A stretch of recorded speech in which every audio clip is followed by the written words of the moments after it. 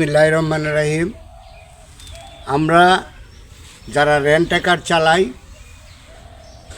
বা যারা মালিকানা চাকরি করি, আমরা গাড়ি নিয়ে বাইরনির সাথে সাথে আমাদের গাড়ির কাগজপাতি এবং আমাদের লাইসেন্স নিয়ে তারপরে আমাদের রুটে বাইরেতে হয়। আমাদের গাড়ির ট্যাক্স দিতে হয় সরকারে, আমরা গাড়ি চালাই, আমাদের লাইসেন্সের ট্যাক্স দিতে হয় সরকারে। তারপরেও দেখা যায় অবৈধ গাড়ি দিব্যি আরামে চলতেছে, যেগুলা গাড়ি আপনার অটো, নসিমন, করিমন, ট্রাক্টর, অমুক তমুক, এইগুলা গাড়ি দিব্যি আরামে চলতেছে, কিন্তু তাদের কোনো সমস্যা নাই। কিন্তু আমাদের গাড়ির কাগজ আমরা প্রতি বছর ট্যাক্স দেই, প্রতি বছর লাইসেন্সের রেনুর টাকা দেই, তারপরেও আমাদের মামলা খাইতে হয়। সর্বনিম্ন মামলা 5,000, 7,000, 10,000 এরকম মামলা খাইতে হয়। তে এরকম যদি করতে হয় তাহলে আমরা কিভাবে গাড়ি চালাবো?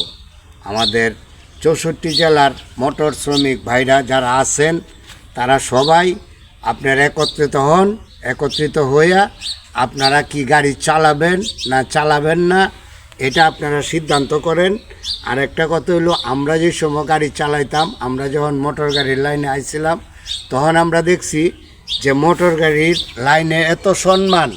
মোটর ড্রাইভার যদি সারা বাংলাদেশের 64 জেলার মোটর ড্রাইভার ভাইয়েরা যদি বা যে কোনো বিষয়ে ডাক দিছে, তখন দেখা গেছে যে অন্তত সরকারও আমাদের কথা শুনতে হয়েছে, লিগ্যাল কথা শুনতে হয়েছে।